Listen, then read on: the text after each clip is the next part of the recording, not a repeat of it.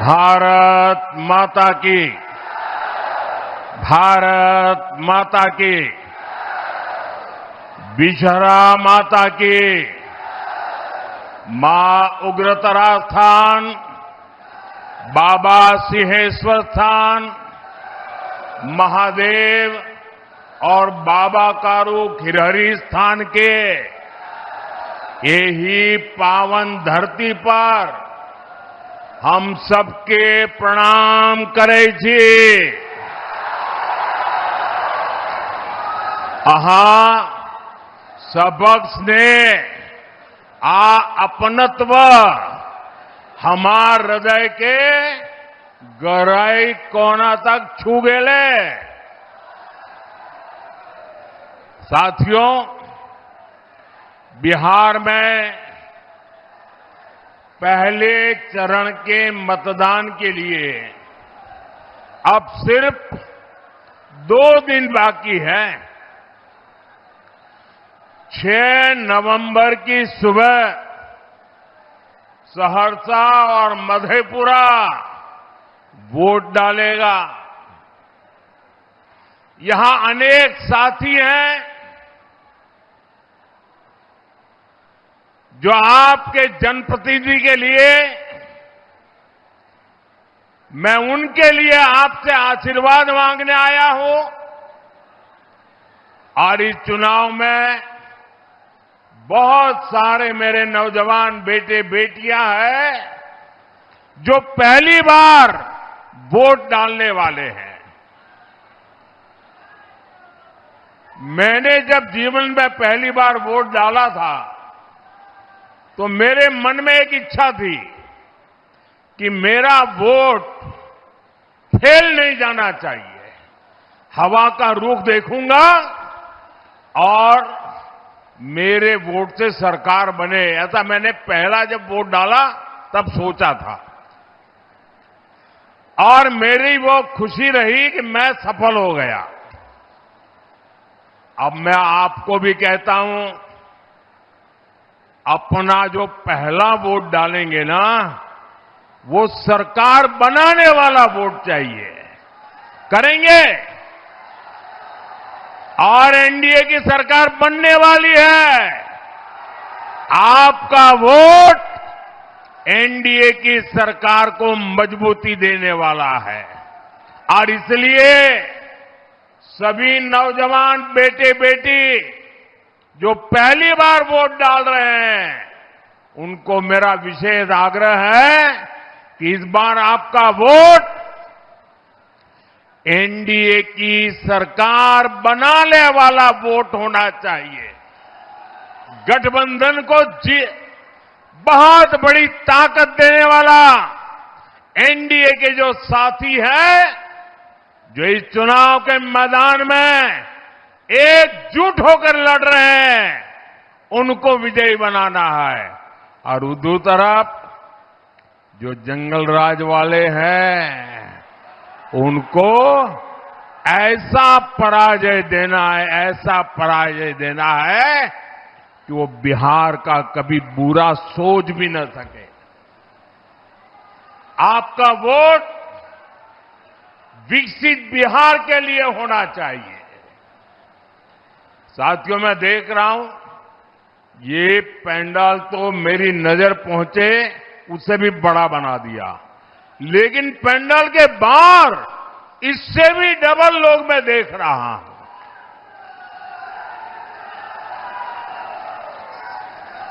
साथियों, ये दृश्य ये साफ साफ दिखा रहा है कि एनडीए की सरकार फिर एक बार बनने जा रही है। विकास की राह और मजबूत होने वाली है। नौजवानों के सपने पूरे होने वाले हैं। माताओं बहनों की सुरक्षा की गारंटी पक्की हो रही है। भाइयों बहनों, साथियों, बिहार का युवा बिहार में काम करे, बिहार का युवा बिहार का नाम करे, ये हमारा संकल्प है। ये काम एनडीए को दिया आपका एक वोट करने वाला है, आपके वोट की वो ताकत है। कोसी और मिथिला के मेरे भाइयों बहनों, बीते वर्षों में बिहार विकास की रफ्तार पकड़ चुका है। अब विकास की इस रफ्तार को हमें मिलकर और तेज करना है। इसलिए फिर एक बार एनडीए सरकार, फिर एक बार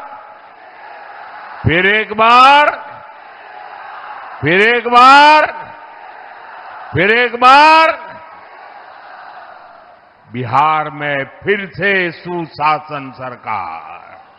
साथियों, बिहार की पहचान ज्ञान से भी है और नारी सम्मान से भी है। बिहार हमेशा से ही नारी शक्ति का सशक्त स्थान रहा है। माता सीता हो, देवी भारती हो, विदुषी गार्गी हो, ऐसे अनगिनत महिलाएं, माताएं हमारी प्रेरणाएं हैं। साथियों, नारी सशक्तिकरण की इस प्रेरक भूमि से मैं आज पूरे देश को महिला क्रिकेट विश्व कप की विजय पर बहुत बहुत बधाई देता हूं। कल मुंबई में भारत की बेटियों ने इतिहास रच दिया है। भारत ने पहली बार महिला क्रिकेट विश्व कप जीता है। पूरे 25 साल बाद दुनिया को नया विश्व विजेता मिला है और ये गौरव भारत की बेटियों ने पूरे देश को दिया है।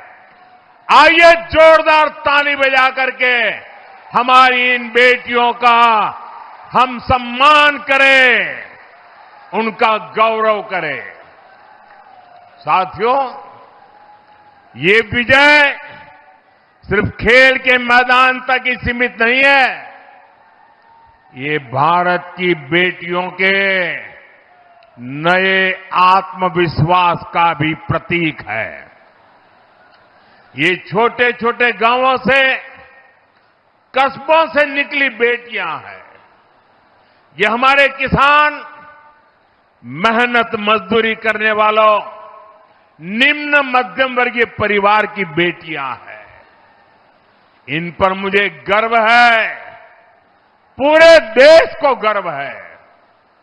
मैं इस चैंपियन बेटियों के माता पिता को भी बहुत बहुत बधाई देता हूं। साथियों, जब बेटियों को उचित अवसर मिलते हैं, प्रोत्साहन मिलता है, तब जाकर के ऐसे परिणाम आते हैं।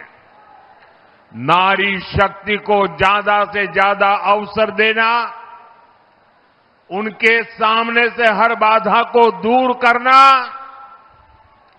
बीते 10-11 वर्षों में एनडीए सरकार इसी लक्ष्य को लेकर आगे बढ़ रही है।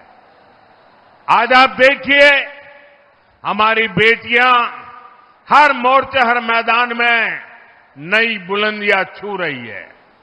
आज हमारी बेटियां फाइटर जेट उड़ा रही है, सीमा पर युद्ध पोत पर देश की रक्षा कर रही है, क्योंकि हमने सेनाओं में बेटियों के लिए नए अवसर बनाए।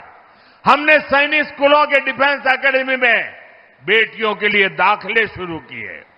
हमारे देश की वुमेन साइंटिस्ट आज चंद्रयान, गगनयान जैसे बड़े अंतरिक्ष अभियानों में बहुत बड़ी भूमिका निभा रहे हैं। आज देश में 1,80,000 से ज्यादा रजिस्टर्ड स्टार्टअप्स हैं। इनमें से 87,000 स्टार्टअप में कम से कम एक महिला डायरेक्टर है या पार्टनर है। आज हमारे गांव की बेटी ड्रोन पायलट बनकर खेती में ड्रोन क्रांति का नेतृत्व कर रही है।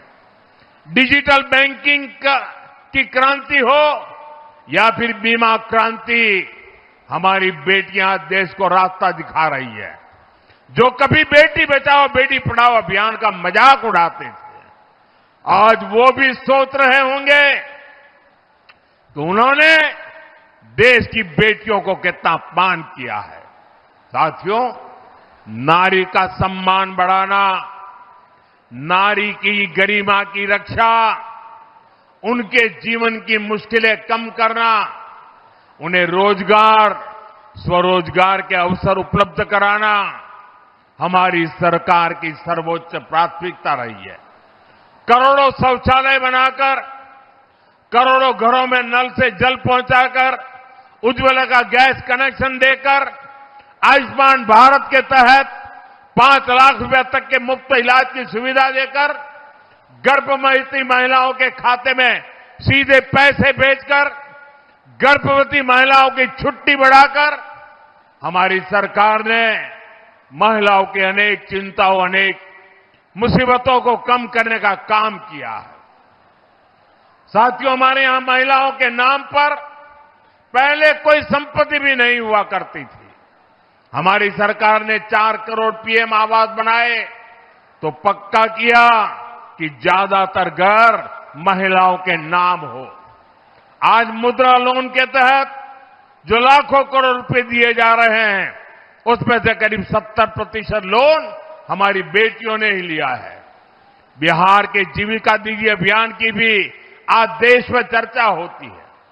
साथियों, नारी सशक्तिकरण के हमारे अभियान को बिहार में मुख्यमंत्री महिला रोजगार योजना से भी बहुत लाभ बल मिला है। इस योजना को लेकर बिहार की बहनों में बहुत उत्साह दिख रहा है। बिहार की करीब 1 करोड़ 40 लाख बहनों के खाते में 10-10 हजार रुपये पहुंच चुके हैं। एनडीए ने घोषणा की है कि फिर सरकार बनने के बाद इस योजना का और विस्तार किया जाएगा। लेकिन मैं बिहार की हर बहन बेटी से भी कहूंगा, सतर्क रहिए। ये जंगल राज वाले आपको दी जा रही ऐसी हर मदद को रोकना चाहते हैं। साथियों, आरजेडी हो या कांग्रेस, इनका विकास से दूर दूर तक का कोई नाता नहीं है। एनडीए की पहचान विकास से है और आरजेडी कांग्रेस की पहचान विनाश से है। मैं सहरसा की जनता के सामने 2 उदाहरण देता हूं। साथियों, कोसी महासेतु रेल पुल का शिलान्यास साल 2003 में पूर्व प्रधानमंत्री अटल बिहारी वाजपेयी जी ने किया था, 2003 में। लेकिन इसके बाद 2004 में आरजेडी के समर्थन वाली दिल्ली में मनमोहन सिंह जी की कांग्रेस की सरकार बन गई और उसके बाद यहां 2005 में नीतीश जी के नेतृत्व में सरकार बनी। बिहार के लोगों ने हर गली मोहल्ले से, हर बूथ में से आरजेडी को साफ कर दिया, आरजेडी को रिजेक्ट कर दिया। और इसके कारण ये आरजेडी वालों का पारा, उनका अहंकार 7वें आसमान पर पहुंच गया। वो बिहार के लोगों पे इतना गुस्सा किए कि बिहार को बर्बाद करने पर तुल गए। अब दिल्ली में उनकी सरकार थी, दिल्ली की सरकार उनके समर्थन से चल रही थी, इसलिए इन्होंने दिल्ली सरकार में बैठ करके मनमोहन सिंह जी और सोनिया जी की बगल में बैठ करके बिहार का बदला लेना शुरू किया। नीतीश बाबू की सरकार का बदला लेना शुरू कर दिया। और इन्होंने क्या किया, जितने बिहार के लोगों की भलाई के प्रोजेक्ट थे, ये सारे प्रोजेक्ट पर ताले लगा दिए, बिहार का पैसा रोक दिया। कांग्रेस आरजेडी ने कोसी महासेतु को लटका दिया। इन्होंने आपका बदला लिया, आपको बर्बाद करने का रास्ता लिया। उनकी उस पाप की सजा देने का अवसर आया है। साथियों, 2014 में आपने मुझे दिल्ली में बैठ करके देश की सेवा करने का मौका दिया। आपके आशीर्वाद से मुझे वो मौका मिला। एनडीए की डबल इंजन सरकार बनाई। अब आपने मुझे सेवा का मौका दिया, बदला लेने वालों को वहां से भी हटाया। मैंने नए सिरे से इसकी फाइल मंगाई, नई तेजी से काम शुरू किया, कोसी महासेतु के लिए पैसे दिए, काम शुरू हुआ और आखिरकार साल 2020 में एनडीए सरकार ने बिहार को ये पुल बना करके सौंपा। साथियों, आरजेडी कांग्रेस की बदले की राजनीति के कारण सालों तक बिहार के लोगों को भुगतना पड़ा। एक समय था जब कोसी मिथिलांचल के बहुत बड़े हिस्से के लोगों को 300 किलोमीटर का सफर करके इस पार से उस पार जाना पड़ता था। आज वही 300 किलोमीटर का सफर 30 किलोमीटर से भी कम रह गया है। हुआ है कि नहीं हुआ है भाई? आप जरा बताइए, हुआ है कि नहीं हुआ है? ये काम हमने किया है कि नहीं किया है? ये काम उन्होंने रोका था कि नहीं रोका था? जिन्होंने आपका नुकसान किया उनको सजा होनी चाहिए कि नहीं होनी चाहिए? पूरी ताकत से बताइए, सजा होनी चाहिए कि नहीं होनी चाहिए? इस चुनाव में उनको सजा दोगे? पूरी तरह सजा दोगे? और साथियों, हमने सिर्फ कोसी महासेतु ही बनाया इतना नहीं है। कोसी नदी पर अनेक पुल बन रहे हैं, चौड़ी सड़कें बन रही है। कोसी नदी पर ही देश का सबसे लंबा पुल मधुबनी में बन रहा है। आज यहां वंदे भारत और अमृत भारत जैसी आधुनिक ट्रेनें चल रही हैं। साथियों, दूसरा उदाहरण भी कोसी नदी से जुड़ा है। कोसी में भीषण बाढ़ ने अनेक परिवारों को उजाड़ा है। हमें अपनों को खोना पड़ा है। सहरसा हो, सुपौल हो, मधेपुरा हो या अररिया, हर साल बाढ़ आती थी, खेत बर्बाद हो जाते थे। लेकिन कांग्रेस हो या आरजेडी, इन्होंने सिर्फ वादे किए। ये लोग आपके दुख को कभी समझ ही नहीं पाए। साथियों, एनडीए सरकार ने कोसी की बाढ़ से बचाव के लिए एक के बाद एक कई कदम उठाए हैं। हमने बाढ़ के कहर को रोकने के लिए 11,000 करोड़ रुपए से अधिक की योजनाएं बनाई है। 11,000 करोड़ रुपए। ये पैसा कोसी, बागमती और गंडक नदी बेसिन में बाढ़ नियंत्रण के लिए सुरक्षा कवच बनेगा। यहां तटबंधों को मजबूत करेगा। साथियों, हम एक दूरगामी समाधान पर काम कर रहे हैं। हमारी सरकार कोसी और मेची को जोड़ रही है। ये कोसी मेची लिंक प्रोजेक्ट अब बर्बादी नहीं, समृद्धि लाएगी। इससे 2 लाख हेक्टेयर भूमि को पानी मिलेगा। साथियों, हम सिर्फ पूर्वी कोसी ही नहीं, पश्चिमी कोसी नहर को भी नया जीवन दे रहे हैं। इसे सिंचाई का दायरा बढ़ा रहे हैं। मैं बिहार एनडीए की टीम को भी बधाई देता हूं।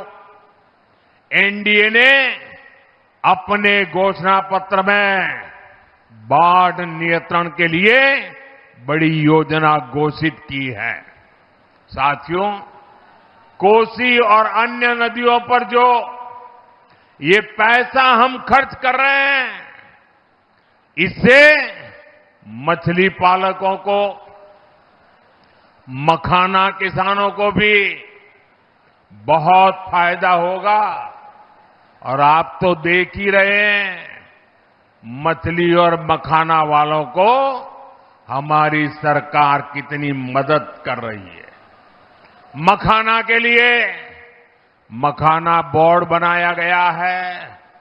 और साथियों, मेरा सपना है कि दुनिया के कोने कोने में मखाना पहुंचे, मखाना किसानों की आमदनी बढ़े। अभी आपने आकर के मुझे भी मखाना की माला पहनाई ना, आपको गर्व हुआ ना? हुआ कि नहीं हुआ? लेकिन आपको शायद पता नहीं होगा, मैं विदेश में जाता हूं ना, तो दुनिया के इतने बड़े बड़े नेताओं को भी एक डिब्बा भर करके मखाना देता हूं और बड़े गर्व से कहता हूं, ये है मेरे बिहार के किसानों की कमाई। साथियों, यहां मछली पालकों के हितों को भी हमारी सरकार प्राथमिकता दे रही है। मछली से जुड़े सेक्टर के लिए हमने अलग से मंत्रालय बनाया, अलग बजट दिया। भारत सरकार में पहले कभी मछली के खेती करने वाले, मछली का काम करने वालों के लिए और कोई मंत्रालय ही नहीं था, बजट भी नहीं था, कोई पूछने वाला नहीं था।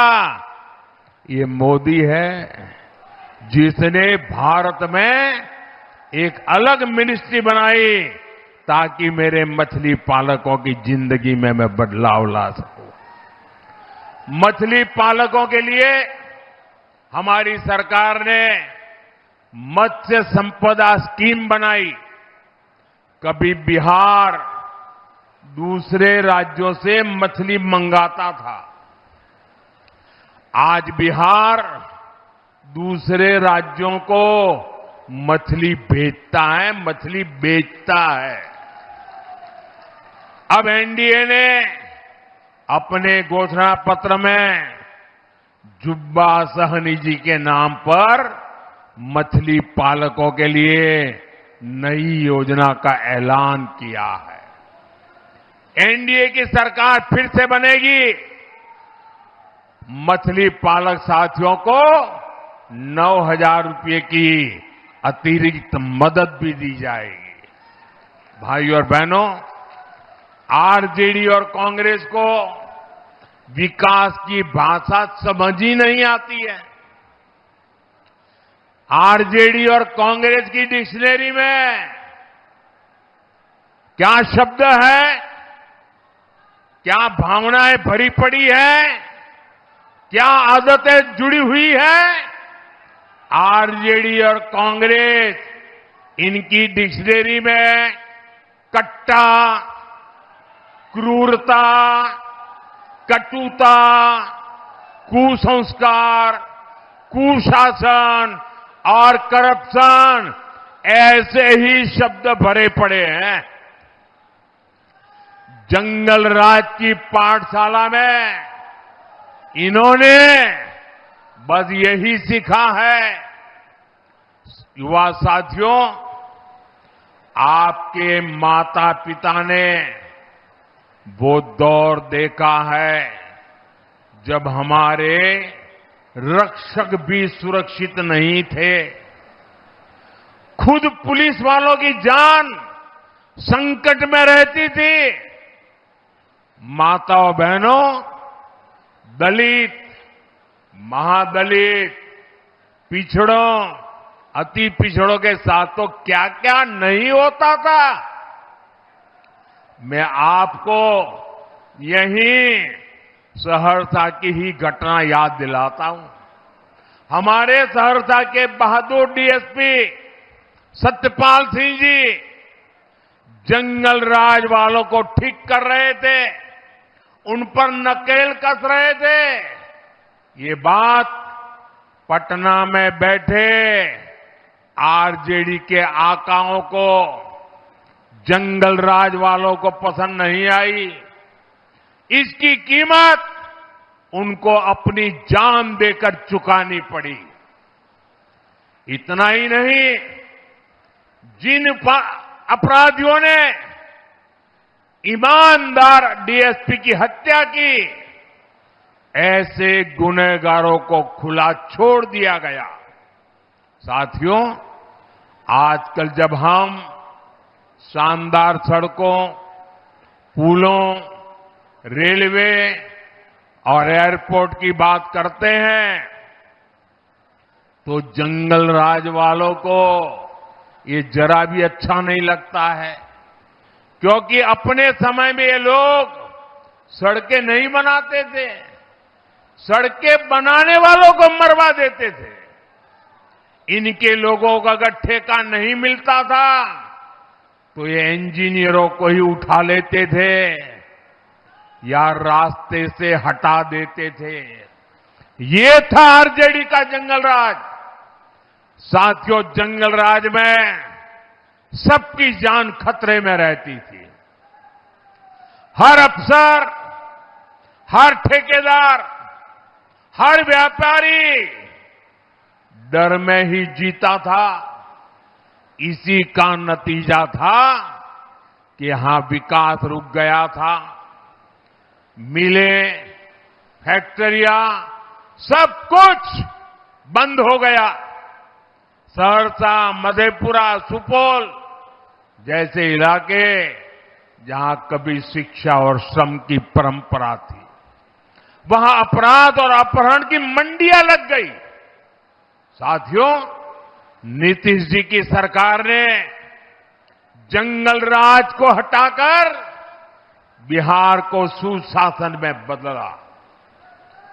आज डबल इंजन सरकार कोसी, मिथिलांचल में उद्योगों का विस्तार कर रही है। मधेपुरा रेल फैक्ट्री आज मेक इन इंडिया का गौरव बन रही है। इस रेल फैक्ट्री का उद्घाटन 7 साल पहले हुआ था। हाल में ही यहां से भारतीय रेल को 500वां 500वां नंबर 500वां इलेक्ट्रिक लोकोमोटिव अब रेल को मिल चुका है। साथियों, आज ये क्षेत्र इलेक्ट्रिक लोकोमोटिव दे रहा है। वो दिन दूर नहीं जब बिहार में इलेक्ट्रिक गाड़ियां बनेगी, मोबाइल फोन बनेंगे।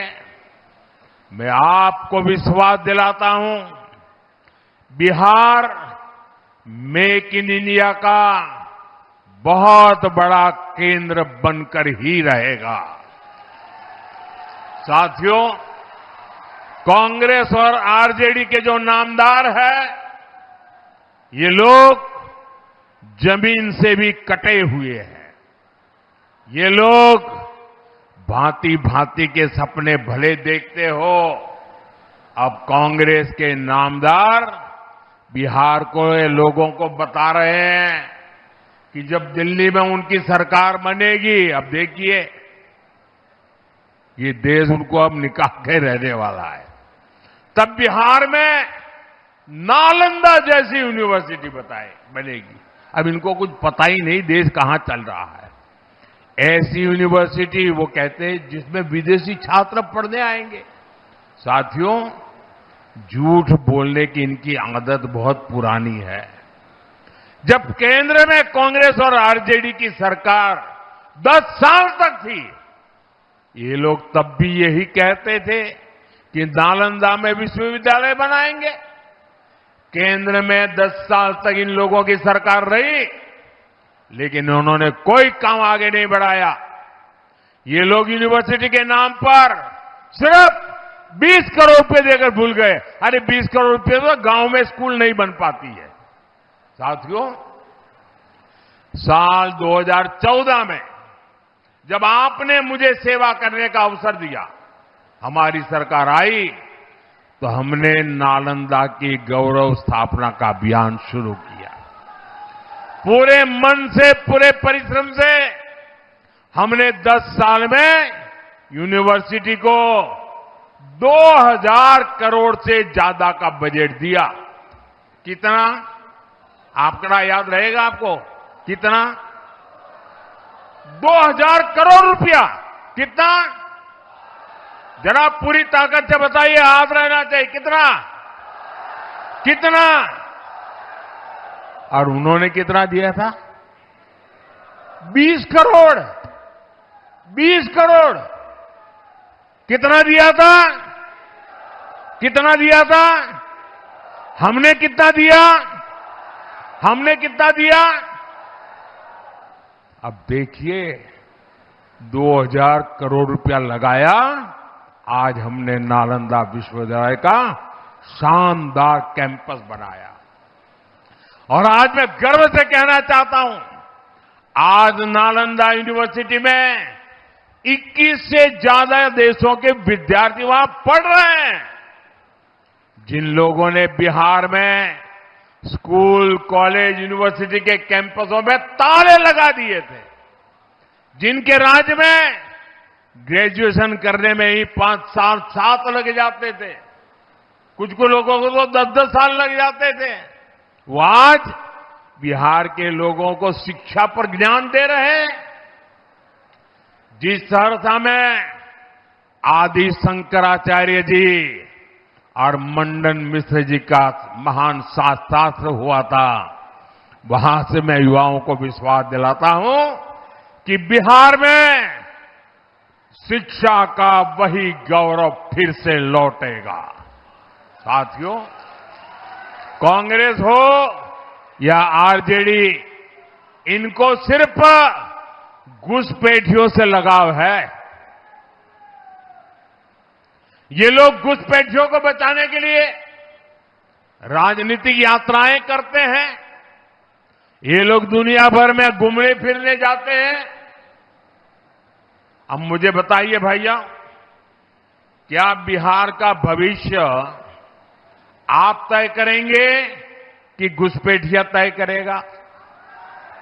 आप करेंगे कि नहीं करेंगे? क्या घुसपैठियों को करने देंगे? क्या घुसपैठिया आपकी जिंदगी को बनाएगा? क्या ये घुसपैठिए आपकी संपत्ति पर कब्जा कर रहे हैं, आपके संसाधनों पर अपना हक जमा रहे हैं। कहीं मजदूरी का काम हो 200 रुपया मजदूरी हो, लेकिन एक घुसपैठिए 100 रुपये में काम करने के लिए तैयार हो जाते हैं, तो फिर यहां के नौजवान को काम कौन देगा भाई? और इसलिए बिहार को बचाना है घुसपैठियों से। घुसपैठियों को निकालना चाहिए कि नहीं निकालना चाहिए? जरा पूरी ताकत से बताइए, घुसपैठिए जाने चाहिए कि नहीं जाने चाहिए? घुसपैठियों को हटाना चाहिए कि नहीं हटाना चाहिए? ये घुसपैठियों को हटाने के लिए हम काम कर रहे हैं। साथियों, ये आरजेडी कांग्रेस वाले दुनिया भर में जाते हैं, पता नहीं कहां कहां जाते हैं। हम तो सोशल मीडिया में पढ़ते हैं तो शर्म आ जाती है कबीले। लेकिन इन्हें राम मंदिर की यात्रा का समय नहीं मिलता। अरे मैं इनको कहना चाहता हूं, अरे आपको भगवान राम जी से अगर कोई झगड़ा है, अरे आप वहां जाइए, वहां तो निषाद राम जी का, निषाद राज का भी, निषाद राज का भी मंदिर बना है। वहीं अयोध्या में वाल्मीकि जी का भी मंदिर बना है। वहां अयोध्या में शबरी माता का भी मंदिर बना है। अरे राम जी से आपको तकलीफ हो, अरे कम से कम निषाद राज के चरणों में तो सर झुका के आ जाओ। उसमें तुम्हें क्या शर्म आ रही है? वाल्मीकि जी के माथा टेक करके आ जाओ। अरे शबरी माता के चरणों में जाकर के आ जाओ। नहीं जाएंगे, दुनिया भर में जाएंगे। साथियों, कांग्रेस का शाही परिवार, आरजेडी का शाही परिवार दुनिया भर के त्योहार मनाते हैं और विदेशी त्योहार मनाने में उनको मजा आती है। लेकिन बात जब छठ महापर्व की आती है तो ये लोग क्या कहते हैं? छठ महापर्व हमारे लिए कितना बड़ा गर्व का, अभिमान का अवसर है। ये कहते हैं ये छठ वाले तो ये सब ड्रामा कर रहे। ड्रामा? क्या कह रहे हो तुम? साथियों, कांग्रेस ने छठ महापर्व को जिस प्रकार ड्रामा बताया, उसके पीछे भी एक बहुत गहरा राज है। दरअसल कांग्रेस नहीं चाहती थी कि आरजेडी का नेता मुख्यमंत्री पद का उम्मीदवार बने। पिछले कई महीनों से वो ऐसा माहौल बना रहे थे, लेकिन आरजेडी ने कांग्रेस की कनपट्टी पर कट्टा रखकर मुख्यमंत्री की उम्मीदवारी का वो प्रचार का वो जो हथियार था ना, वो भी चोरी कर लिया। इसे कांग्रेस के लोग बहुत गुस्से में हैं। कांग्रेस की लुटिया तो बिहार में सालों से पहले ही डूब चुकी थी। उनके पास खोने के लिए कुछ नहीं था। अब कांग्रेस के नेताओं ने आरजेडी की लुटिया डुबाने की सुपारी ले ली है। और इनका एक नेता तो बड़े बुद्धिमान होने के नाते दावा करते हुए बयान दे रहा है। वो कहता है अब कांग्रेस को खुद के पैरों पर आगे बढ़ना चाहिए, बाकियों की मदद करना बंद। पब्लिकली कहता है, बाकियों की मदद करने में टाइम खराब मत करो, कहता है खुद आगे बढ़ो। इसका मतलब पक्का है, कांग्रेस वाले इस बार आरजेडी की सफाई करने में लगे हैं। साफ करके रहेंगे, देख लेना आप।